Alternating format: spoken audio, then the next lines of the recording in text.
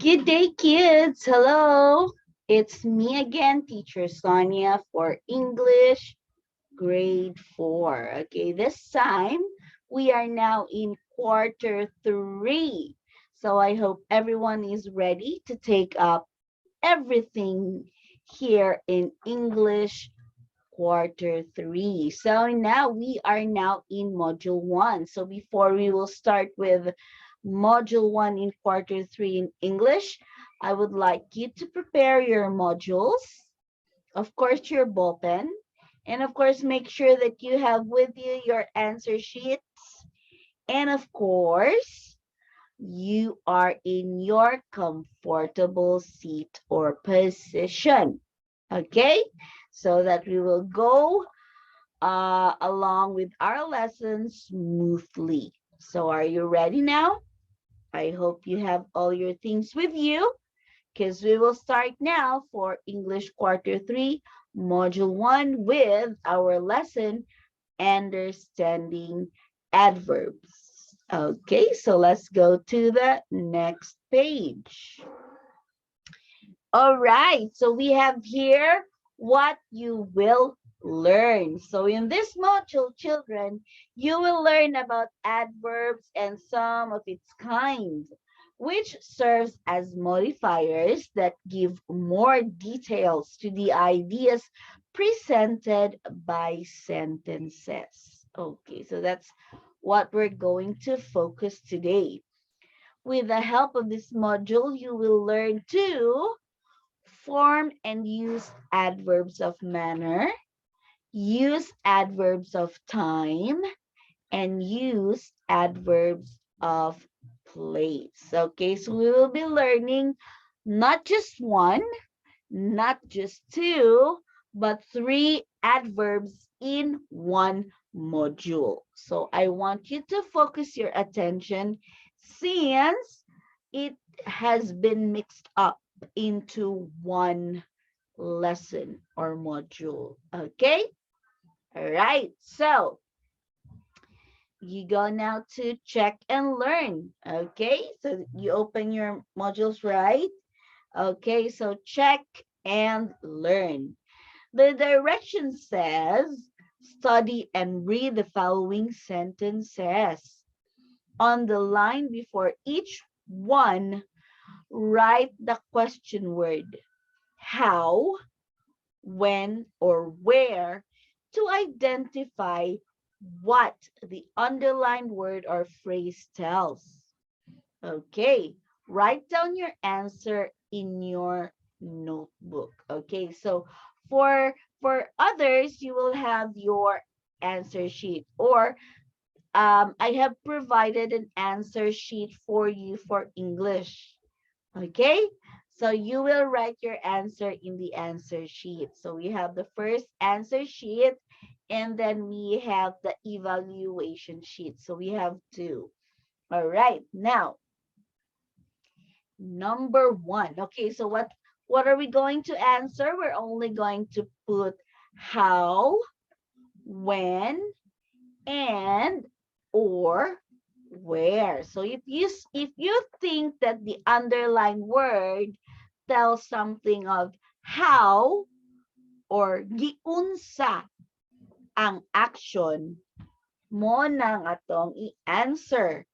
Dayon, if you think that the underlined word tells something about time or when, mo na atong i-answer. Kung nag-ingon siya og oras or panahon, when ang atong i-butang. And of course, kung ang underlined word, if our underlined word tells something about place, lugar gani, then we will answer where. Okay? All right. So let's take this up now. Okay. Now, children, I'm only going to ask you to or give you an example. Probably one or two. We're going to answer it together. And then I'm going to give you 3 minutes or a minute, let's just say a minute or two to answer the rest of the numbers. But if we are done with the 2 minutes, you'll just come back or you just go back later on to answer or to finish answering the items as we will continue with our lesson. Anyway, this is a video lesson, so that means you can repeat and repeat watching this video lesson until you will understand the lesson well. Okay? All right, so without further much of ado, let's take up number 1. It says here, Maddox speaks fast. The underlined word is fast. Now, do you think fast tells us something about time or when? Or does it speak something about a place or lugar? Or does it tell us something about how the action is being done or giunsa? All right. So if your answer, okay, now you can answer now. Okay. All right. Just put your answer on the space provided. 1, 2, 3, 4, 5. Okay, 5 seconds is up. If your answer is how, very good. That is correct. Fast tells us something of how the action is being done. Okay, if you're going to change this into a question, how does Maddox speaks? Okay, so Maddox speaks fast. All right. Next, number 2. Our cats and dogs run around the house. The underlined phrase is around the house. All right. So can you tell me, does the underlined word tell something about a time? Does it tell something about how? Or does it tell us something about a place or where? You can answer now. 5 seconds. 1, 2, 3, 4, 5. Time's up. Okay, and if your answer is where, that is correct. Around the house. It's definitely a place.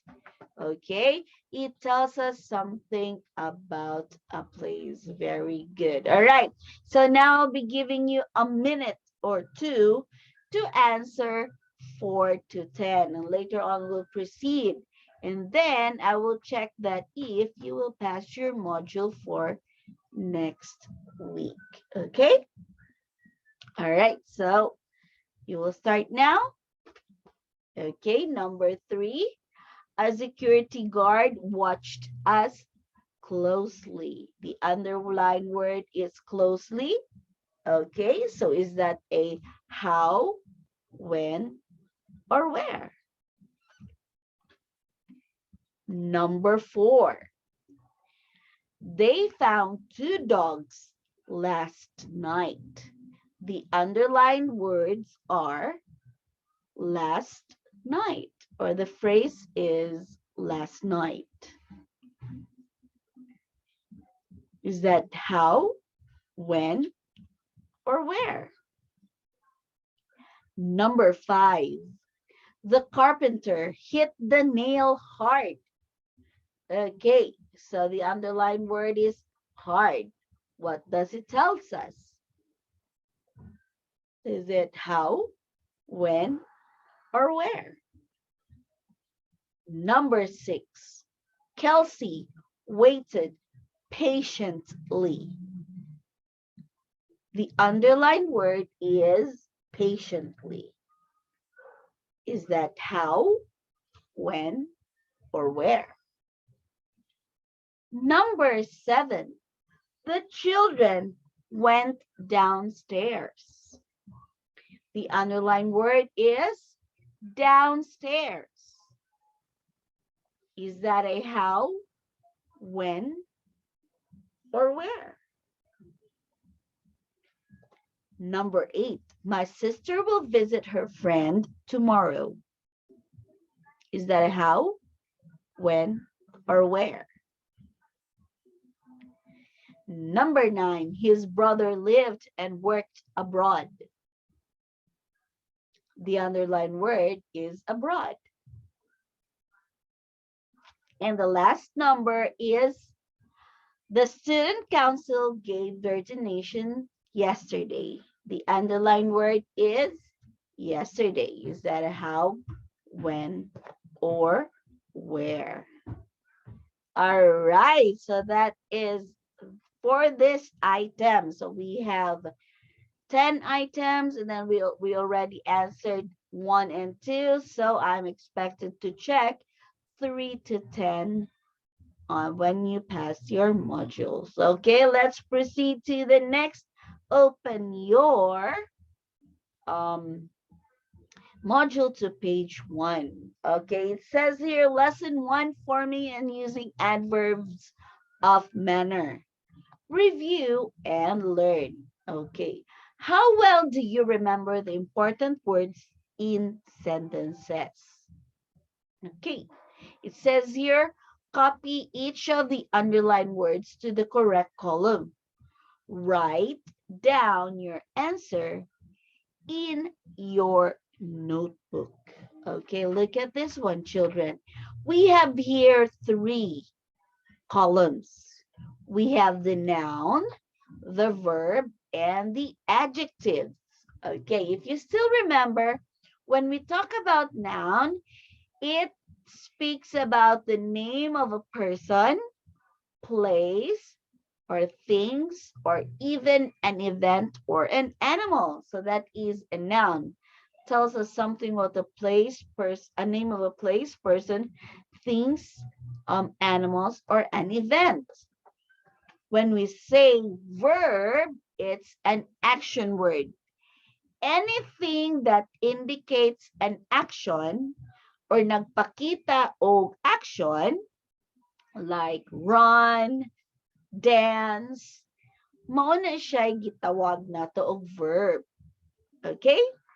And of course, the last one is the adjective. The adjective is what describes a noun. Okay. Okay, what describes a noun has? So kung mayroon ta gani og describe, it tells something about the noun. So pag mayroon ta og Maria is beautiful. So beautiful is an example of an adjective kay nagstorya man siya nga si Maria guapa. Maria is beautiful. So it tells something about the noun. All right. Now, we have here 4 sentences. The first sentence is Jim watered the small plants. Okay. So we have there 4 underlined words. Okay. So let's take up first Jim. Is Jim an example of a noun, a verb, or an adjective?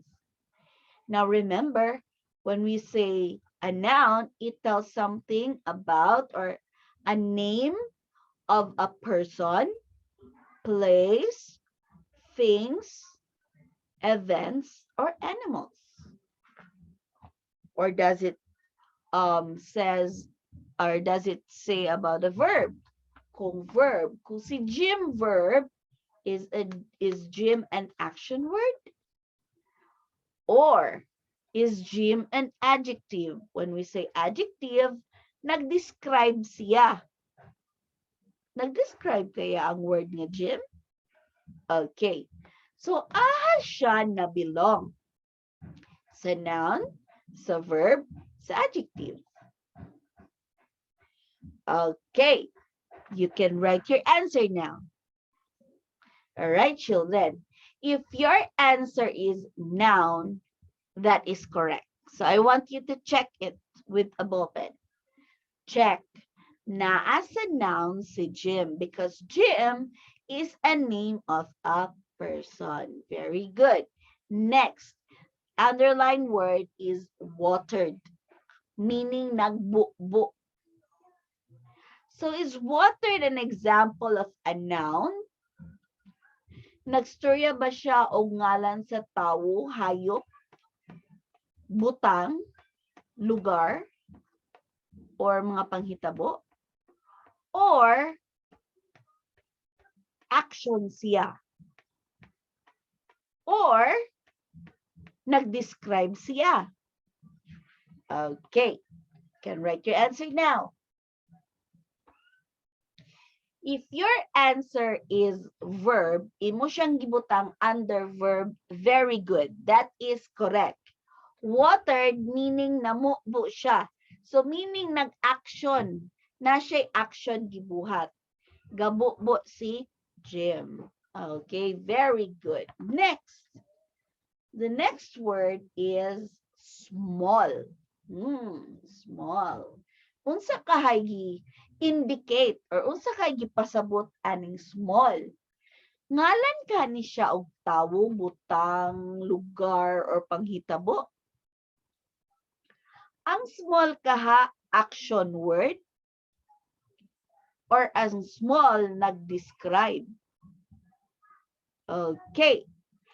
All right, so can you put your answer which box does or which column does small belongs? If you put the word small under adjective, very good. That is correct. Very good, children. Small is an adjective. Kay nag-describe man siya og noun. Karon, unsa man ang noun nga iyang gi-describe? Unsa man, tawo, butang, hayop, panghitabo? Okay, if you can see, the next underlined word is plant. Okay. So where do you think plant should be written under? Under ba siya sa noun, sa verb, or sa adjective? Okay. Kung ang inyong answer is noun, very good. A plant is an example of a living thing. Butang siya nga buhi. So it should be written under noun. Okay, so kung namo yung ka-check, very good. So that means you can go on answering this later on as we finish our video lesson. Just don't forget to rewatch the video lesson kung malibog man gani mo. Okay? Okay, so you still have 3 more sentences to go.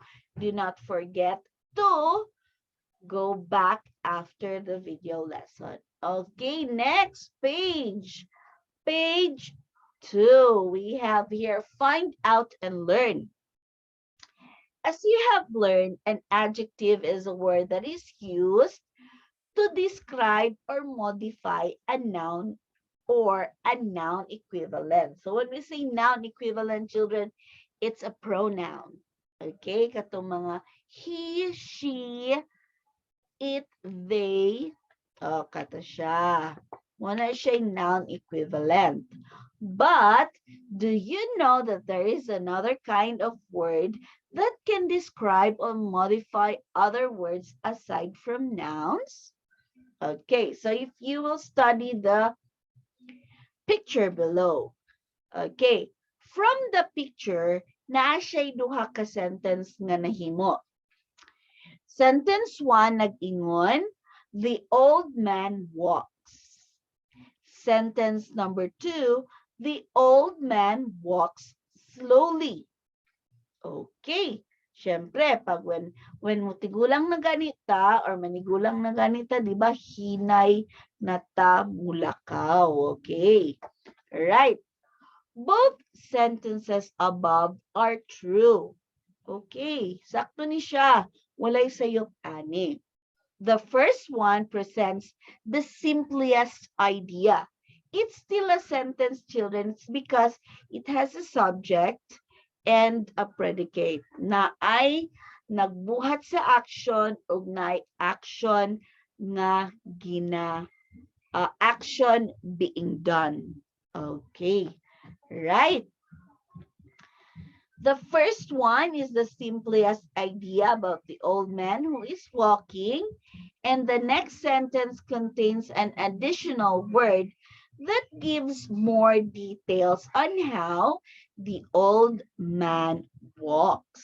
Okay, and this word is an adverb. Okay, mas pag naanay adverb ang sentence, mas gidugangan niya og panindot ang atuang simple nga sentence.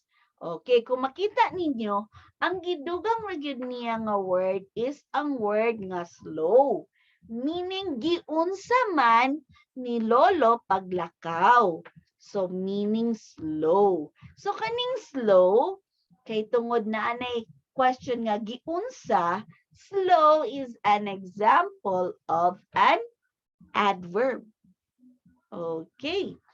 Adverbs are words and phrases that describes or modify a verb, an adjective, or even another adverb.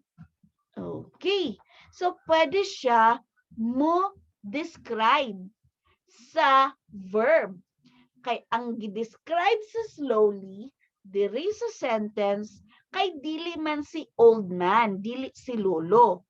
Ang iyang gitagaan og lalom nga pasabot giunsa paglakaw. So ang action nga gibuhat ni lolo.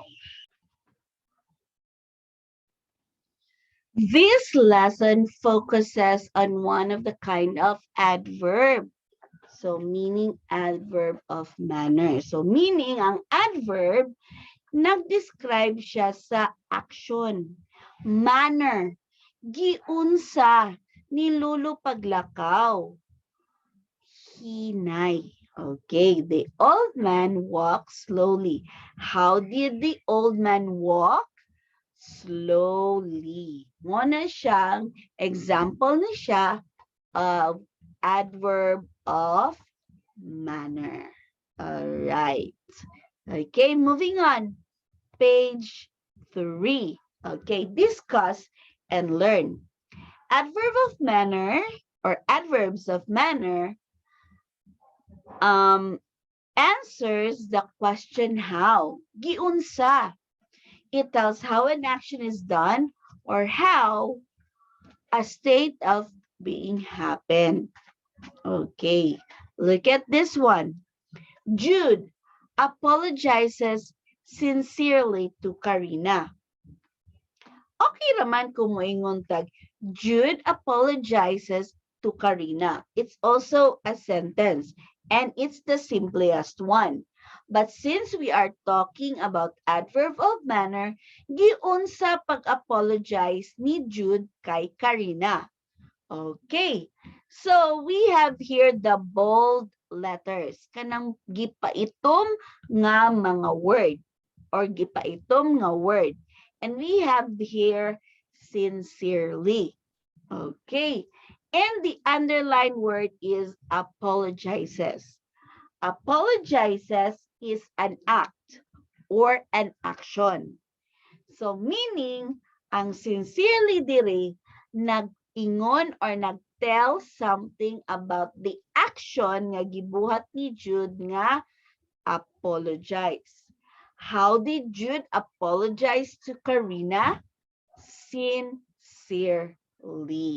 Okay, so mauna siya ang adverb of manner that will answer basically the question how. Most adverbs of manner are derived from adjectives. Adding ly at the end of most adjectives will form adverb of manner. Okay. All right. So we have more examples here. One, Gerald and Matt shake the bottle carefully. So ang pangutana, how did Gerald and Matt shake the bottle? Carefully. Okay. Next, the dancers move quickly. How did the dancers move? Quickly. So kung giunsa, how the action is being done. Okay. If the adjective ends in Y preceded by a consonant, ang pagspell na niya, if the adjective ends in Y preceded, giunhan of Y by a consonant, giunhan ang Y og consonant, unsa man ang mga consonant, kanang mga B, C, F, kanang wala sa A, E, I, O, U, mo na siya mga consonant letters, change Y to I and add L-Y. Okay, so mo na siya ang ato ang pag-expel. Like happy. Okay. Number 1, Ate Lucy eats the cake happily. Ang spelling dapat sa happy is H-A-P-P-Y, di ba? But when we will change happy to adverb, nag-ingon nga, if the Y is preceded by or giunhan o consonant letter, we will change Y to I, then mag-add og LY. Mauna ang inyong spelling sa happily is H-A-P-P-I-L-Y.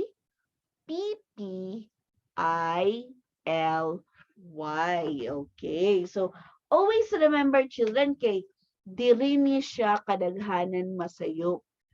We know the answer, but then maglibog ta sa spelling. So remember, if the Y is been preceded by a consonant, giunhan gani og consonant, kinanglanan nato i-change ang Y to I and add L, Y. Okay, napaisa. Who one walks lazily. So kung may tag lazy, L-A-Z-Y rang spelling. But because it's been preceded by another consonant letter Z, we will change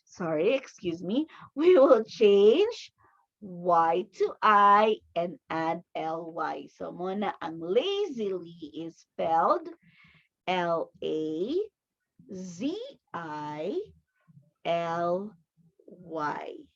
Okay, all right. So let's proceed now to page 4. If the adjective ends in I-C, add A-L-L-Y. Okay, so na si Ali. Okay, so if your adjective ends with I-C. Okay, so remember children, before you change ang word into an adverb, it's an adjective siya. Naiuban adjective. Okay, like this one. Example 1, Kuya Nestor saves his work periodically. So from the word periodic, okay, so I see. Tungod kinag-end ang periodic of I see, you just simply add A-L-L-Y. Dili ka pwede mo yung periodically because there is no word as periodically. Walay, dili ka pwede mag-add og ly diretso. Kinahanglanon, mag-add pa ka og al, ay ni mo butangan og ly. Basta ang imong word nag-end og ic. Okay? Next, Don paints artistically. So wala po yung word na artistically. Okay, or baka meron or baka wala, depende sa use. Okay, so since ang word nag-end of IC, you add A, L, then the L-Y. So if the adjective ends in a BLE, TIE, or TLE, I'm sorry, or PLE, or pull, muna siya bull, till, or pull, PLE, the final E is changed into Y. Okay?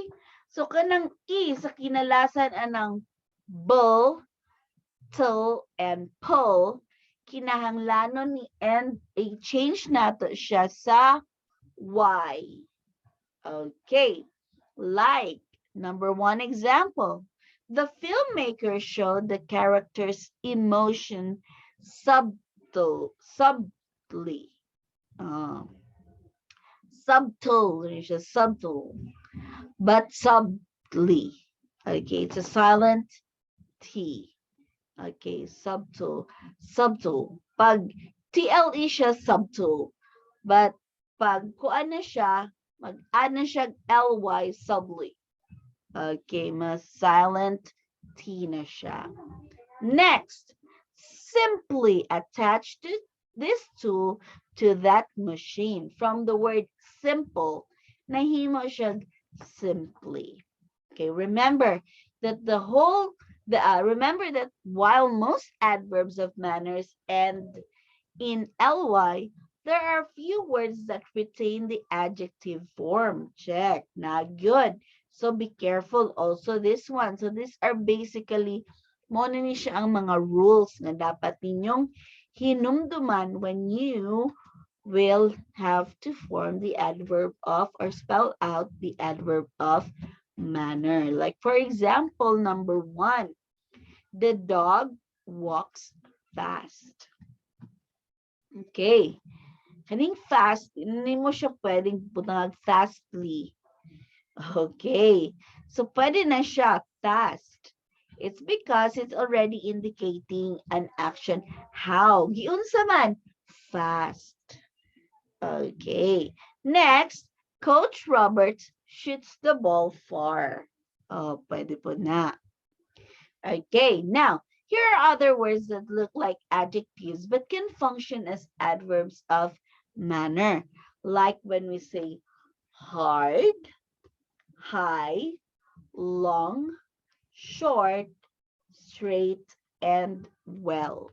Okay, so mo na siya mga words nga mo na gina siya ang iyahang spelling.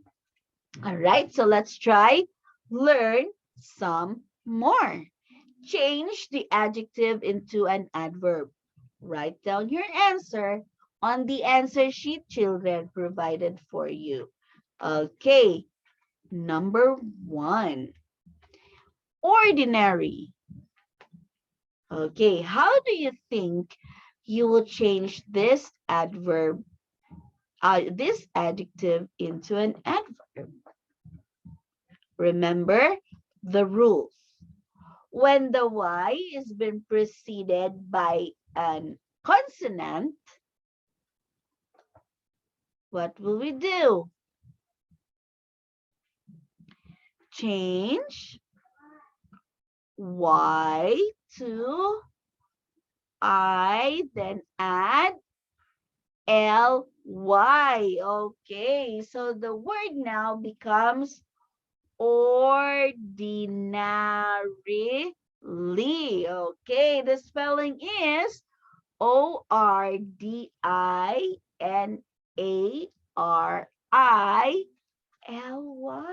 Very good. Ordinarily. Okay. Number two, visible. Okay. Naana siya sa rule. Bag-ura to na ako gipasa. Na, if your adjective ends with a bull, till, or pull, the final E is changed into Y. Very good. And the spelling now changes and the way it is read also change from how it was read as visible, it becomes visibly. Okay, Visibly.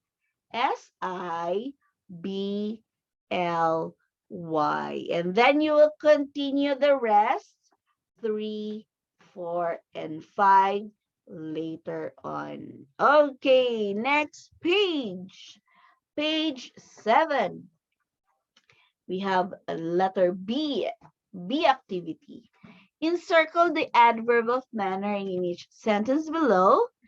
Then underline the word or phrase it describes. Write down your answer in your notebook. So this time, you have your answer sheet with you. The B there. Okay. The B under do and learn. Okay, if you can see the B under do and learn, you write the adverb of manner and then dash, butangan mo siya dash, then you write the word or phrase it describes. Okay. All right, so let's take up number 1. Kuya Dale went straight to the market. So which is your adverb? Okay, so if you write the word straight, okay, adverb of manner, huh? Okay, if you write the word straight, very good, that is correct. But what is the word being described? Unsa iyang gi-describe nga action? Very good. If your answer is went, that is correct. Very good. All right. So you continue answering 2, 3, 4, and 5. Okay. Now, let's continue. What I have learned. An adverb is a word or phrase that describes or modifies a verb, an adjective, or even another adverb. It gives a clearer picture of the statement in the sentence. The adverb of manner is a kind of adverb that answers the question, how? And it tells how an action is done or how a state of being happened or happens. State of being happens. Okay. While most adverbs of manner ends with the suffix ly, there are also a few words that retain the adjective form. Okay, so do not forget about that. All right. So we have do and learn again. Use the adverb form of each adjective in a meaningful sentence. Write down your answer in your notebook. So you have there do and learn 1 to 5, another do and learn 1 to 5, page 5.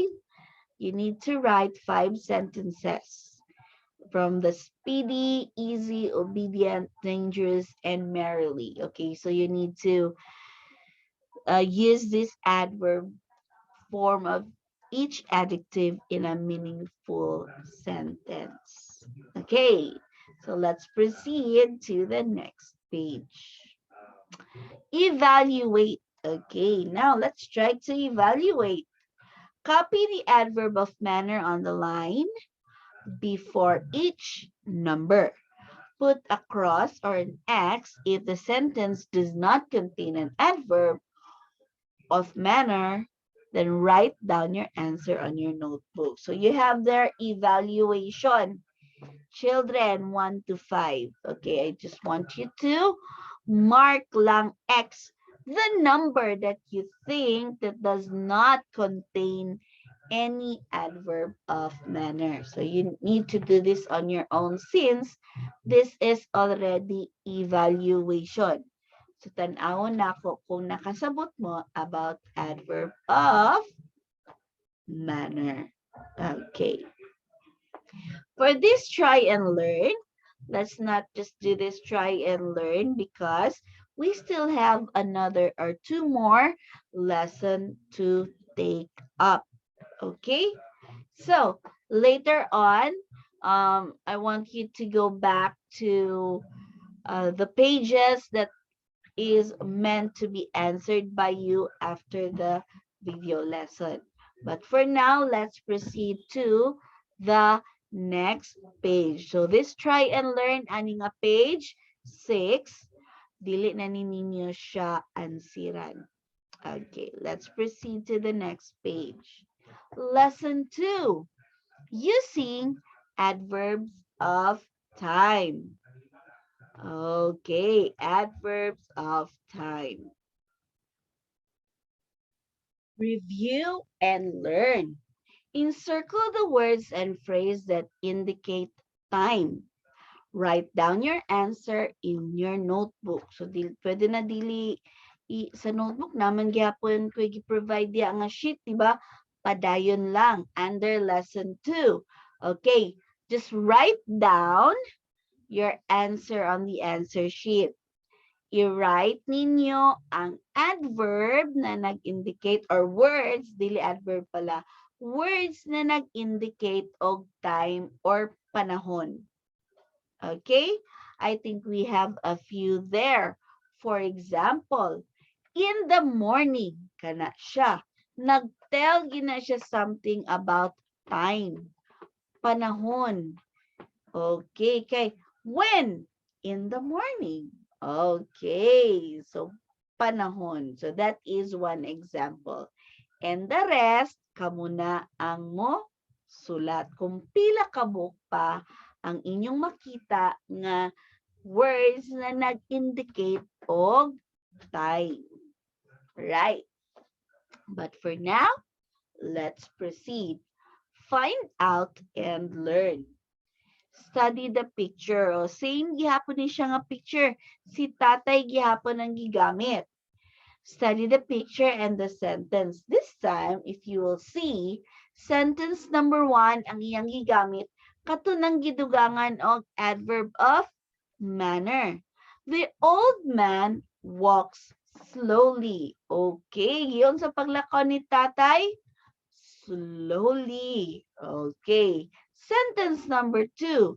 The old man walks now. Okay.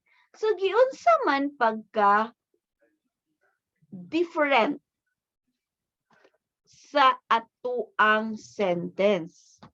Paano sila nag-iba? Okay.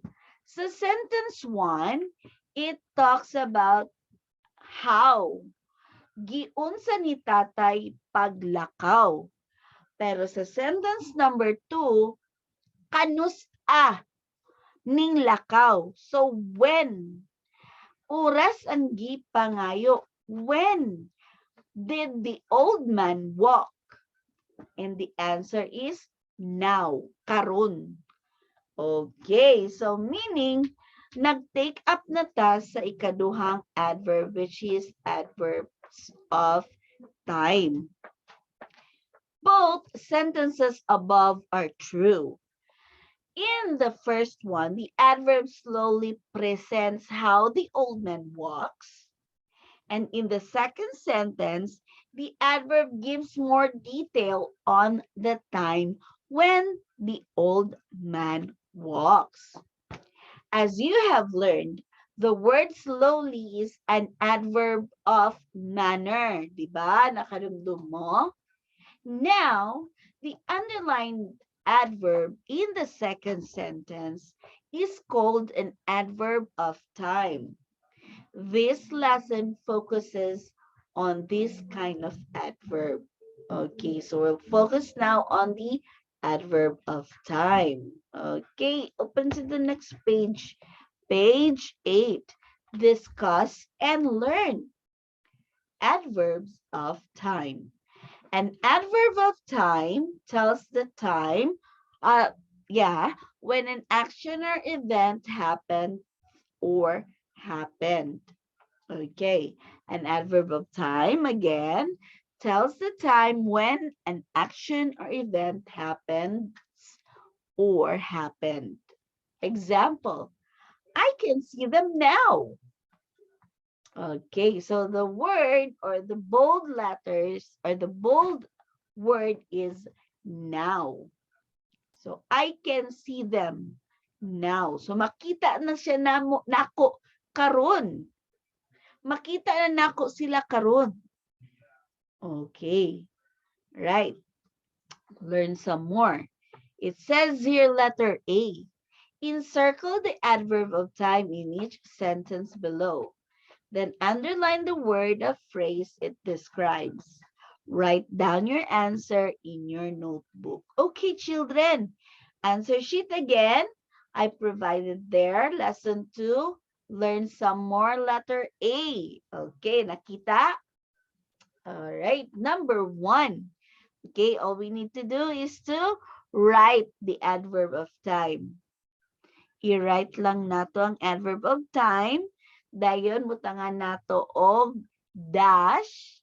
Dayon, syempre atong ibutang kung unsa ang iyang gi-describe nga word. Alright. Number 1. The audition started last week. Okay, so aha man diri ang adverb of time.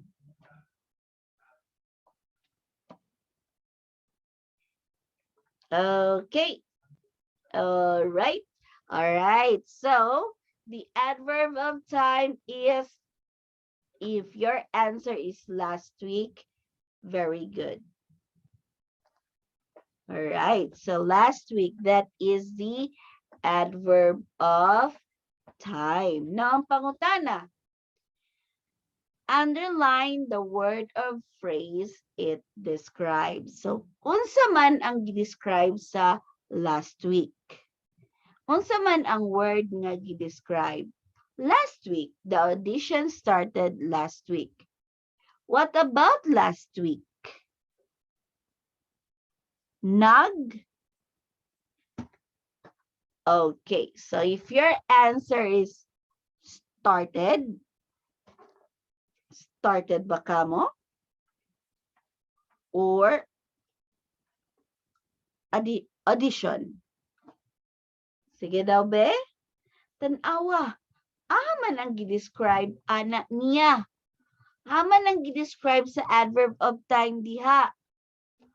Ang action ba nga started or ang noun nga audition?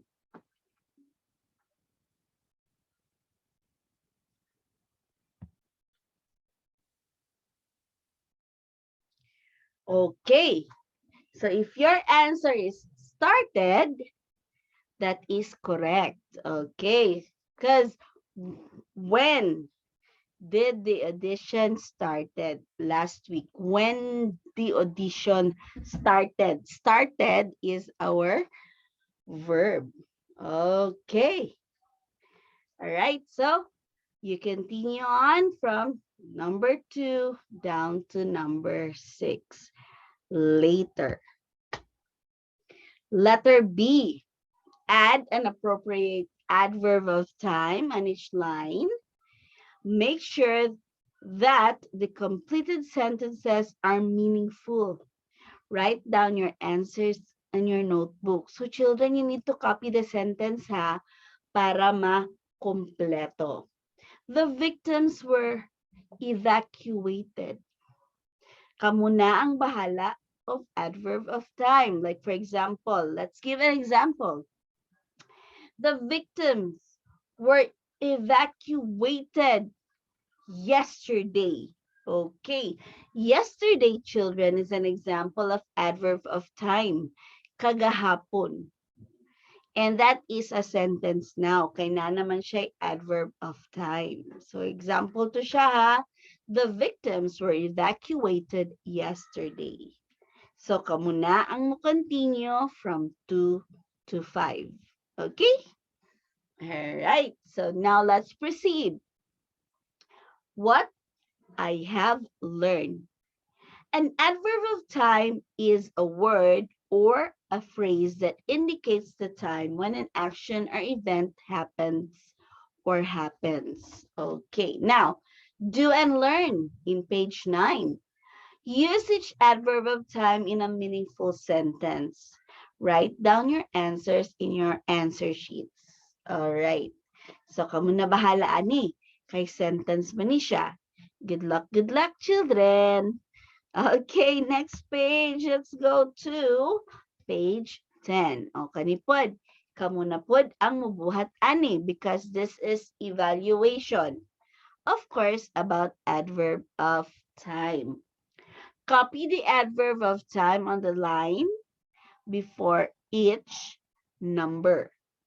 Put a cross mark if the sentence does not contain an adverb of time and write it on your notebook. So, syempre, children, pwede na ninyo diretsoon o X diha ang each number. Kung tanaw ninyo, wala siya'y adverb of time. And like what we did a while ago, ayaw na ninyo ansiri ang try and learn.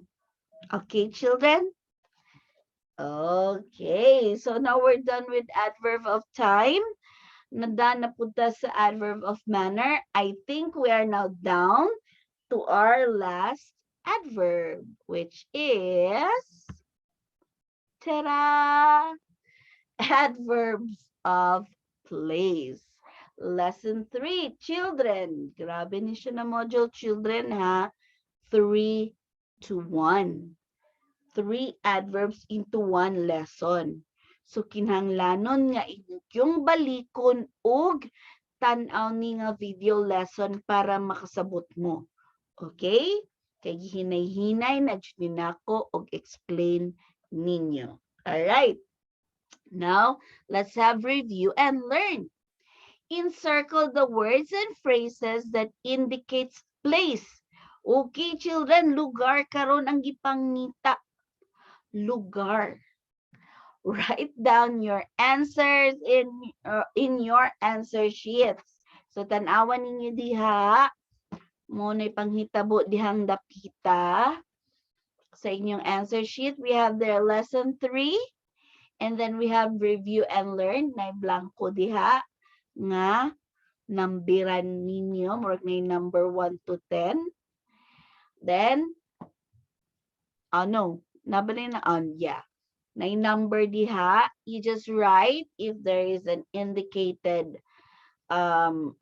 equivalent to the number of words nga nag-indicate og place. Okay, for example, in the box. Nag-indicate man ni siya og place. Like when we say, where can I find the toy? From the word where.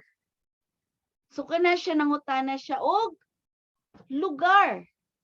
So, where can I find the toy? And mayroon sila, in the box.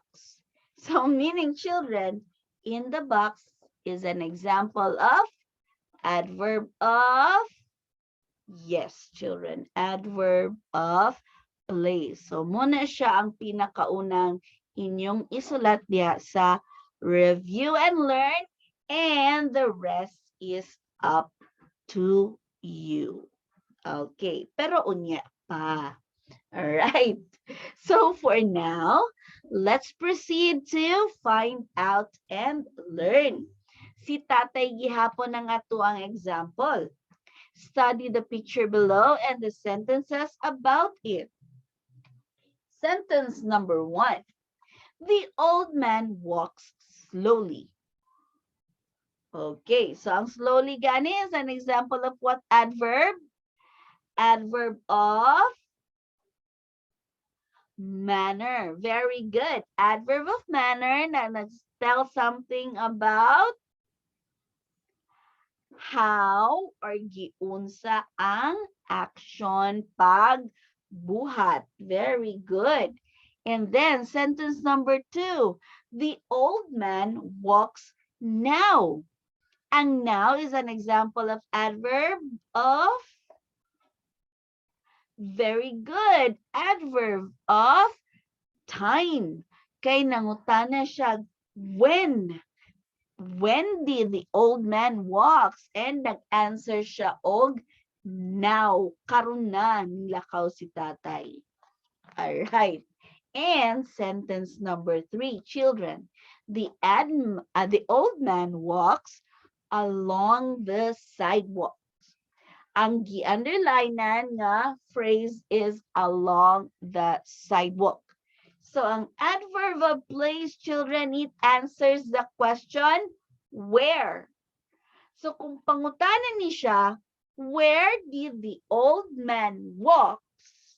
The answer is along the sidewalk. And syempre, it tells something about a place. Okay, so we have here 3 sets of sentence with different adverbs here. All right, so makita ninyo ang difference between the 3: manner, time, and the place. But let's focus first on the place. Let's go to the next page. Page 12.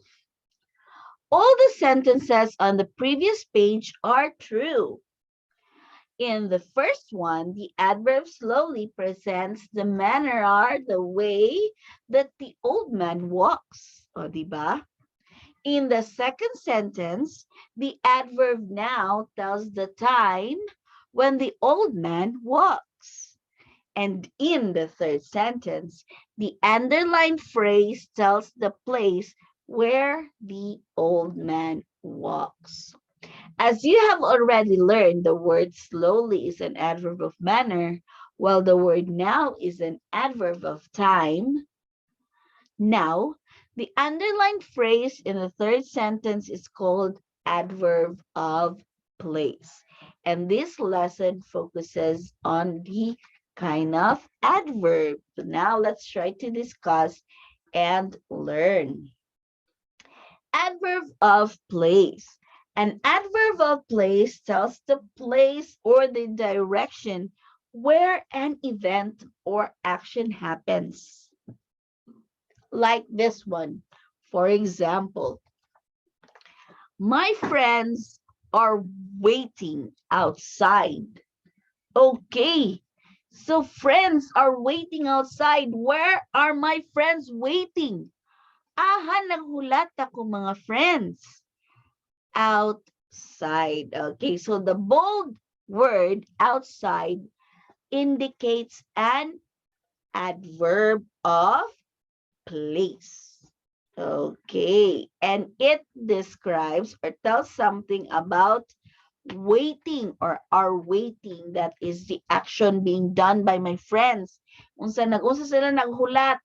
Man sa naghulat, gawas. Okay, so that is how you will understand adverbs. All right, next page. Learn some more. Letter A. Okay, look at your answer sheets. You see there, lesson 3. Learn some more A. Okay, like the ones that we did. Of course, we'll have the example. Okay, direction. Letter A. Encircle the adverb of place in each sentence below. Then underline the word or phrase it describes. Write down your answer in your answer sheet. Not notebook, answer sheet na. All right, number 1. Rudy ran briskly to the train. All right. What or where is your adverb of place? Where did Rudy run? Oh, di ba? So pag maglibog ganing mo, pangutana na dayon mo gamit ang sentence. Ahaning dagan si Rudy. Okay. So where did Rudy run?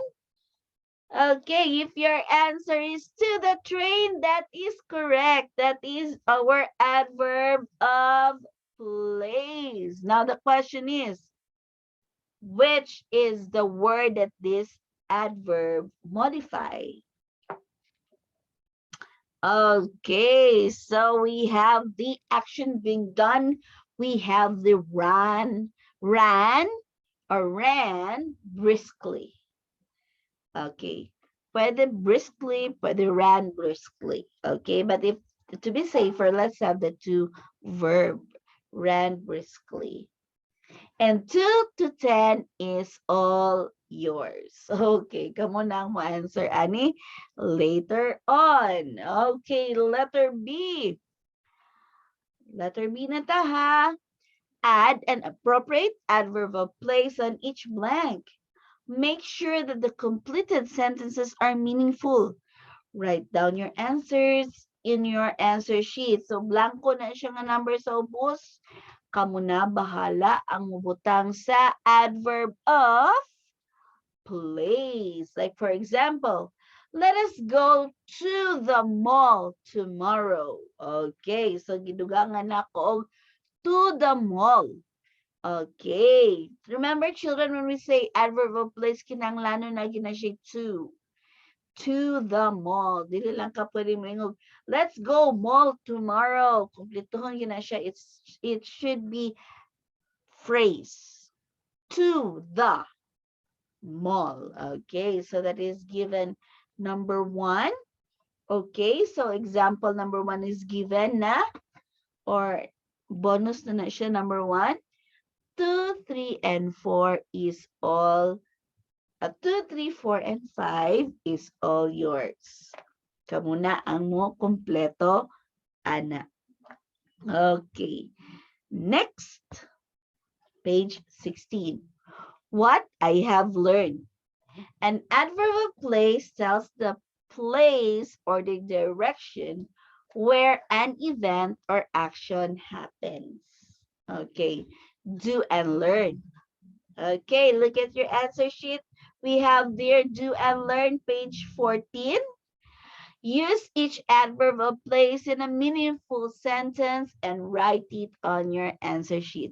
So you will make a sentence using this adverb of place. Okay, so inyuhan ni siya, dili na ko mo help ani. Next page. Uy, tama siya sa 10. Okay. And now for the evaluation, same thing. Kamu na ang mo buhat. Okay, evaluate or evaluation. We have there 5 numbers, but you will only mark X to the number of which you think ang number ra nga butangan ninyo X kay katong sentence nga tan-aw ninyo nga walay adverb of place. Wala, ha, walay adverb of place. Okay, children? Okay, so good luck, good luck. Taman siya sa 10. And the same gihapon. Try and learn. Dili na nato siya i-answer. All right, so that is basically the last slide that we have for our module. Okay, so I want you to go back to the first page, then you try to answer those items na wala ninyo na ansiran. Dayon, pwede ninyo mabalik og tan-aw ni nga lesson through YouTube channel nato sa Balangasan. Of course, you will go to grade 4 English, quarter 3, module 1 or week 1. Okay? Balik ko ninyong tan-aw para ma-help mo answer sa items nga blank pa mo. And of course, do not forget also to answer the next sheet. Kanang isa ka sheet diha nga naay activity 1 naitulo ka activity from adverbs of time, manner, and place. Kana siyang isa ka sheet diya, children. Mauna siyang akong i-record as your quiz or evaluation for the week 1 for quarter 3. So kinanglanon, paningkamutan ninyo nga ma-perfect mo, paningkamutan ninyo nga masakto ang inyong answer. Okay? So good luck, children. And that's about it for week 1, quarter 3. And of course, this is just our first week for the 8th week for quarter 3. So, nagsugod pa lang ta and there are still 7 more to go. So, ayaw mo kabalaka, children. We will provide you with this video lesson every week para matabangan mo og answer sa inyong video lesson. Just do not forget to visit our YouTube or BCS or Balangasan CES YouTube channel. Ingna si Mama. Okay? Na mag-open mo ani to, of course, tanawon dito. Naa dito tanan ang atuang video lesson sa tanang subject. Okay? So good luck, children. Thank you for your time. I'll see you again next time. This is your teacher, Sonia, saying good luck and have a great day. Bye, children.